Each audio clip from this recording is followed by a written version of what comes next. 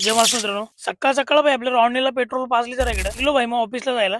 सकाळी जरा जास्तच लवकर निघलो होतो भाई. ऑफिस मध्ये काही व्हिडिओ शूट नाही केली भाई. निघालो मग दुपारी घरी जायला. पुढे आलो तो भाई यादव नगर मध्ये कंटेनरचा भाई घोडा चालतो इकडे. डायरेक्ट कंटेनर भाई 2 पायावरती उभा राहिला होता इकडे. घरी आलो तो भाई मम्मीने 10 रुपये दिले. बोलली काळा साबण घेऊन ये. 5 स्टार कॅडबरी सारखा काळा साबण घेऊन आलो भाई. खाऊन टाकतो बोललो पण नको बोललो. राहुल्या बोलत होतो भाई आपल्याला काही ब्लॉग मध्ये घेत नाही भाई तू. मग काय भावाला घेतला तर भाई लाजून पळाला डायरेक्ट लावला तिकडे. तिकडून डायरेक्ट दुकानावर आलो भाई. तिकडे लावरी लिंबू मारला जरा एक लिंबू मारून इकडे पोटा पाण्यासाठी जरा भंगार बिगार निघालो होतो भाई. पुट्टा बिट्टा पैसा कमवायला जरा मेहनत पण करायला लागते. काय आता विषय नाही. तेवढं तिकडे धीर्याबाई इकडे ट्रेनिंग घेत होता भाई भंगार विकायची.